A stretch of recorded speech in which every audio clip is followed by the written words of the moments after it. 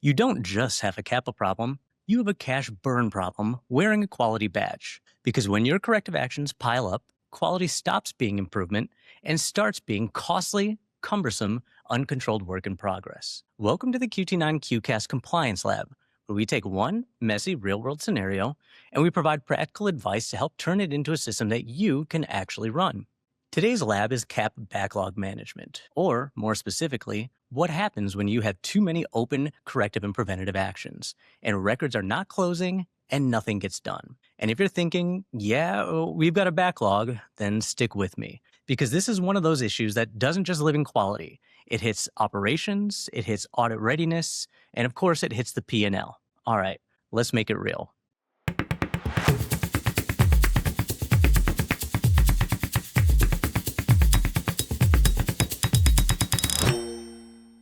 Picture a regulated manufacturer.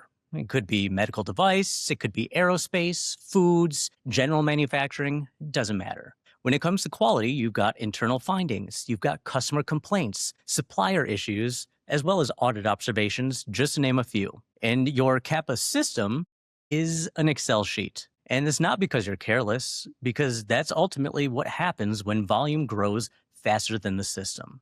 Now, Monday morning, picture a leadership meeting. The quality manager opens and says we have 147 open CAPAs. The CFO asks a simple question in response. Okay, well, which ones are we closing this week? And the room goes quiet. Because the truth is, the backlog very easily becomes the system. And when everything is defined as a CAPA, then ultimately nothing is distinguished as a CAPA. So here's the lab question. If you have too many open CAPAs, how do you cut down that backlog without creating audit risk or burning out your quality team? I'm going to break this down into 3 system failures. And for each one, I'll give you the system design fix. Then we'll do a quick make it real implementation sprint, and we'll finish with the metrics that matter, especially if you're trying to connect this to the cost of poor quality. Let's go. Failure number 1 is intake overload. There's no triage, there's no gating, so every deviation, every complaint, every supplier hiccup, every single quality event becomes a full-on CAPA. Now imagine if an ER has no triage protocol. Every patient that comes in, paper cut, sprained ankle, broken bones, chest pain, they all get routed directly to the operating room. What happens next? The operating room becomes instantly saturated with non-surgical cases. Surgeons, anesthesiologists, and the OR rooms get consumed doing work that should have gone elsewhere. When every patient is treated like they need surgery, the most expensive resource easily gets jammed, and the people who need it truly can't access it in time. CAPA inflation is the quality version of that. When your intake has no triage, the most expensive workflow gets clogged, and the truly critical cases wait the longest. So listen, the CAPA is a very powerful tool, but it's expensive. It demands investigation, root cause, actions taken, approvals, effectiveness checks. If you don't have a rule for what qualifies as a CAPA, your system is going to treat everything like the highest form of work. So fix it like a system designer. Create a 3-lane intake. Lane 1, you've got correction, where you fix the issue, document it, done. Lane 2 is containment, where you stop the bleed, protect your customer, and stabilize the process. Lane 3, CAPA, when the risk and recurrence truly justify a full CAPA cycle. And then you add a work in process limit, because if your team can truly execute 10 CAPAs at a time, you don't want to assign out 30 and have nothing get done. You want to stop the working harder mindset and ultimately stop the flood at the intake.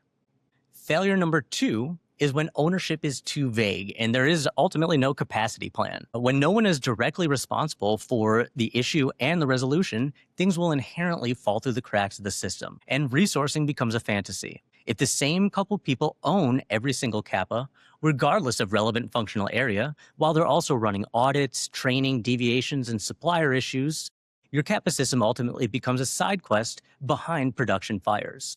So what happens? Due dates slide, meetings get skipped, and effectiveness checks get postponed. And now you're left with some open CAPAs that are ultimately old enough to buy you a much-needed drink.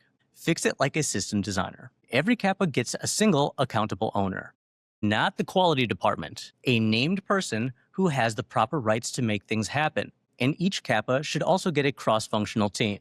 Ops, engineering, supply chain, quality, all relevant functional areas should have a rep.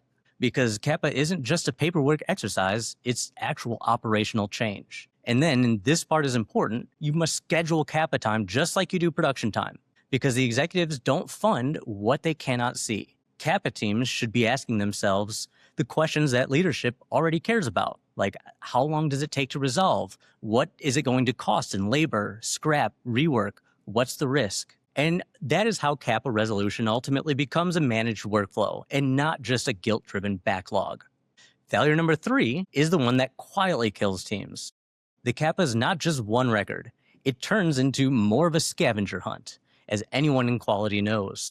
You've got Excel logs for open CAPAs and open audits. You've also got PDF forms maybe for each one of those. And then you're manually linking in controlled documents whenever it's relevant. But ultimately, again, as anyone that's worked in quality knows, one audit nonconformance often requires a CAPA, document updates, training checks, effectiveness resolutions, and that can ultimately lead to 4 or 5 linked records, often dozens. It's a lot easier to do a database search to find a specific record and having clickable hot links on that record that allow you to navigate to the other things that are related to it within the system. And during an actual audit, when stress is really high and risks are right at the forefront, retrievability becomes everything. So fix it like a system designer. You've got to build a closed loop chain. You want to develop mechanisms to link your nonconformances and deviations to the resultant CAPAs. CAPAs themselves should then link to follow-up document change, which in turn should link to employee training and the effectiveness checks. One connected lifecycle to rule them all. An EQMS system like QT9 QMS provides this ability to hard link records together out of the box. Whereas if you're in Excel, hyperlinks are likely your best bet. Your process will slow down considerably if the people that are assigned to the CAPA do not have easy access to the other relevant records that will affect both the CAPA investigation, analysis, and actions taken. The next step is to make it all visible with dashboards. You want to track metrics such as CAPA aging, overdue, recurrence, and effectiveness pass rate. Because in regulated manufacturing, compliance is operations, and quality events stop production, audits disrupt your supply chain, and CAPA affects inventory, suppliers, customers, and your costs within. Make it real with a 30-day CAPA backlog reset. All right, so here's a practical 30-day sprint that you can run, even if you're in the middle of daily chaos. Step 1, take a snapshot. You want to export every open CAPA record and capture at minimum the age, the due date, the owner, and the product line. Step 2, tag each CAPA by risk and impact. Essentially, you want to track the severity, recurrence, and customer impact, and if there's any additional regulatory exposure. Step 3, stop your CAPA inflation. It's kind of what we talked about earlier. You want to define correction versus containment versus full-on CAPA, or whatever your terminology may be. And you want to enforce that at intake. Step 4, set your work in process limits. Only X number of active CAPAs per site or team. Everything else gets queued deliberately and not ignored. Step 5, weekly 30-minute CAPA stand-up. You want to set aside a recurring block of time where all the involved parties can meet to update and unblock work. You want to reassign records when needed and ensure that you're closing all of your stale items properly. Step 6, link the chain immediately. If the CAPA needs a doc change and training, create those tasks now and either reference them on the records themselves or link them together if you've got that ability. Later is ultimately how CAPAs become permanent. And step 7 is my favorite. Kill your zombie CAPAs. If risk is contained and the CAPA is no longer valid, close it with rationale and evidence. And don't let that dead work clog up your system. And that is how you start to gain momentum. Now, let's talk metrics, because if you want leadership buy-in, again, you need proof in a language that leadership both recognizes and will respond to. Here's some of the leading indicators that most of the manufacturers that we work with are tracking. Starting off, you've got number of open CAPAs and work in process limit adherence, which helps you to avoid over-assigning your quality personnel and the resources. You've also got CAPA aging buckets, where your CAPAs are organized by age into buckets of 0 to 30 days, 31 to 60, 61 to 90, 90 plus, 91 to 80. It's up to you. You've also got percent overdue, which is the total number of CAPAs divided by the number of overdue CAPAs. People also track median days to containment, which is your average number of days until the actual containment is confirmed, whereas others will track median days to closure, which is the average number of days until the entire CAPA record and closure is both verified and the effectiveness check is completed.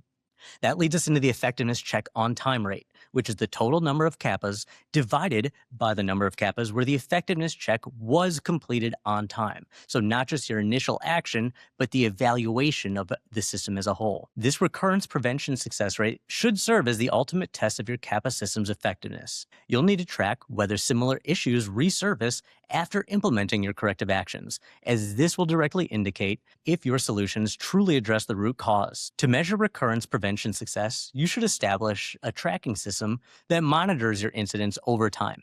Calculate your success rate by dividing the number of non-recurring issues by the total number of closed CAPAs. You'll want to aim for a success rate of at least 90%, though many organizations set even higher targets. When you're evaluating recurrence, don't just limit your scope to exact matches. Look for similar issues that might indicate that your corrective actions taken were not thorough enough. You'll need to take into account factors like timeframes, related processes, related products, and comparable scenarios across different departments. And for all of these metrics, you should create trend analyses that show quality performance over time and ascertain if you're capturing both leading as well as lagging indicators. When you detect any regression in your quality metrics, quickly investigate to determine if your CAPA solutions need adjustment or some type of reinforcement. And here's the executive translation. Cost of poor quality shows up as rework, scrap, warranty, downtime, and loss of sales. And perhaps the hardest damage to quantify is the customer and reputation impact, especially when a line gets interrupted.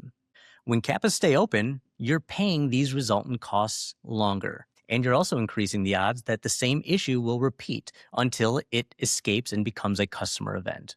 So to wrap up today's episode, a CAPA backlog, it's not just a quality admin problem, it comes down to a system design problem more often than not. To resolve these issues, you should look at fixing your CAPA intake lanes, you should define clear ownership assignments and the related capacity limits, as well as link your evidence flow, and then measure what matters.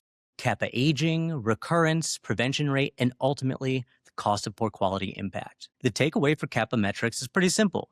CAPA count tells you volume, but CAPA age tells you risk. If you're not watching the age distribution, you may be missing where your system is really stuck. If you would like the templates for the CAPA aging bucket ranges and or the weekly CAPA review agenda, comment your email address and I'll send them over. I'd also love to hear what's your oldest open CAPA in the system today. If you enjoyed this episode of the Compliance Lab, please like, comment, and subscribe so you never miss out on any quality insights. Until next time, keep improving and stay compliant.